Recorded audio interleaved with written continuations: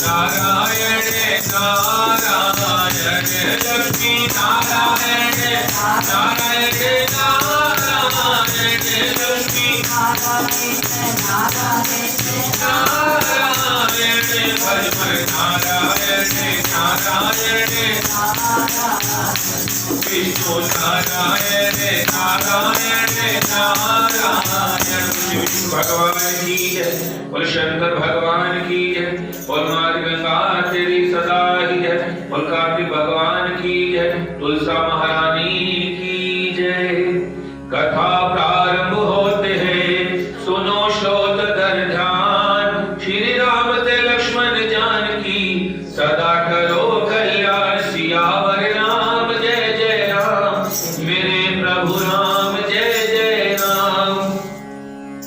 पढ़े सुने जो प्रेम से वह हो जाए शुद्ध स्वरूप।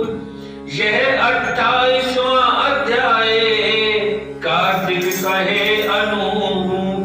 धर्मदत्त ने पूछा, हे देवराज, जय और अजय ने अपने पूर्व जन्म में ऐसा कौन सा पुण्य कार्य किया जिससे भगवान विष्णु का रूप धारण करके वह उनके द्वार पर हुए। प्राचीन काल में वृणबिंदु की पुत्री देवहूति से गंधर्व ऋषि द्वारा केवल देखने मात्र से ही 2 सुंदर बालक उत्पन्न हुए। उनमें से बड़े का नाम जय और छोटे का नाम अजय हुआ। बाद में देवहूति के गर्भ में कपिल देव जी भी हुए। जय और विजय दोनों ही विष्णु के बड़े भक्त और धर्मात्मा थे। दोनों ही नित्य अप्रिय अष्टाक्षर मंत्र का जाप करते थे और विष्णु जी का व्रत करते थे। भगवान इन दोनों भाइयों पर अत्यंत प्रसन्न थे और नित्य पूजा के समय इनको दर्शन दिया करते थे। एक बार राजा ने निमंत्रण पर देव ऋषि नारद जी गणों सहित राजा के यज्ञ में पधारे। उस यज्ञ में जय ने ब्रह्मा और अजय ने पुरोहित बनकर यज्ञ को संपूर्ण करवाया। यज्ञ की विधि पूर्वक समाप्ति हुई। मारुद राजा ने जय और विजय को बहुत सा धन दिया। वह दोनों भाई दक्षिणा लेकर अपने आश्रम में आए। धन का बंटवारा करते समय दोनों भाइयों का आपस में झगड़ा हो गया। जय ने अजय से कहा कि धन का बराबर भाग होना चाहिए। अजय ने कहा कि जितना धन जिसको मिला है उतना धन उसका ही है। तब जय ने क्रोध में आकर अजय को शाप दिया, तुम धन लेकर नहीं देना चाहते हो, इसलिए तुम ग्राह हो जाओ। अजय ने जय को दिया श्राप स्वीकार कर लिया और जय को श्राप दिया कि तू अभिमानी है, इसलिए हाथी हो जा। जब नियम पूर्वक दोनों की पूजा के समय भगवान उनको दर्शन देने के लिए आए तो दोनों ने भगवान से श्राप मोचन का उपाय पूछा। दोनों प्रभु से कहा कि हे देव, हम दोनों आपके भक्त हैं, मगर हम हाथी व ग्राह की योनि में कैसे होंगे?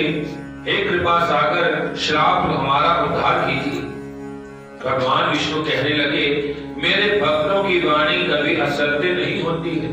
यमराज भी इसको अन्यथा नहीं कर सकते। पूर्व काल में मुझे भक्तराज प्रहलाद ने कहने पर स्तंभ पकड़कर पड़ा था और राजा अम्बरीश ने कहने पर 10 अवतार लेने पड़े थे। अतः तुम दोनों अपने श्रापों को भोग कर मेरे लोक को प्राप्त हो जाओगे। बोल श्री विष्णु भगवान की जय। इतना कहकर विष्णु जी अंतर ध्यान हो गए। फिर गंडकी नदी के किनारे मगध और हाथी हुए।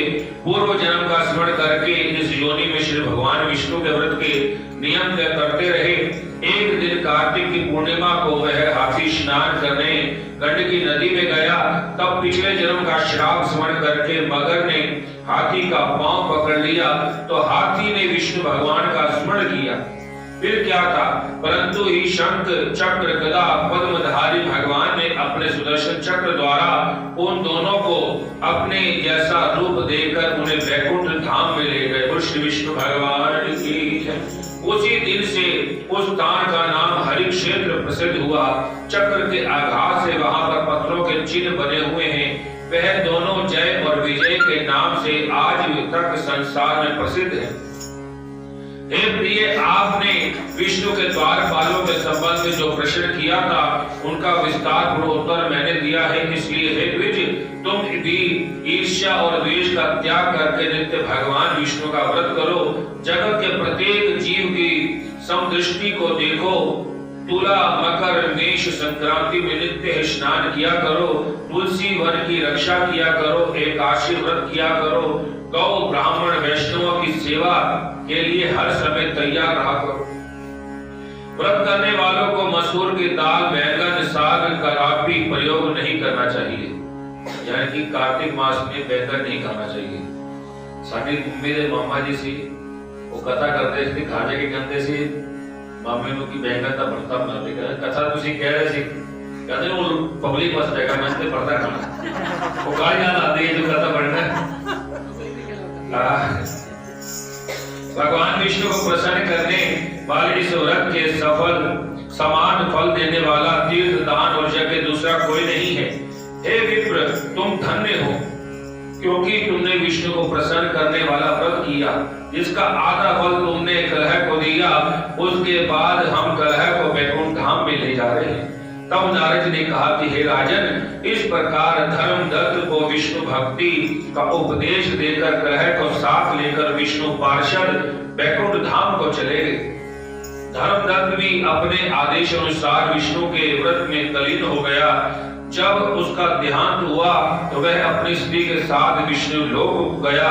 हे राजन, कोई भी प्राणी जो प्राचीन काल में इस इतिहास को सुनेगा या कहेगा, वह अंत में विष्णु लोक को प्राप्त होगा। श्री विष्णु भगवान की जय, शंकर भगवान की जय।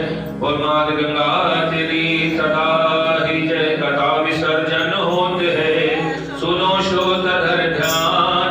श्री राम ते लक्ष्मण जानकी, सदा करो कल्याण। सियावर राम जय जय राम, मेरे प्रभु राम जय जय राम।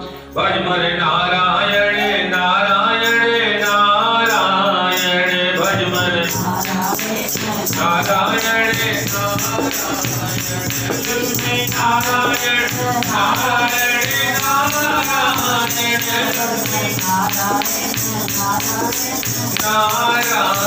श्री विष्णु भगवान की जय।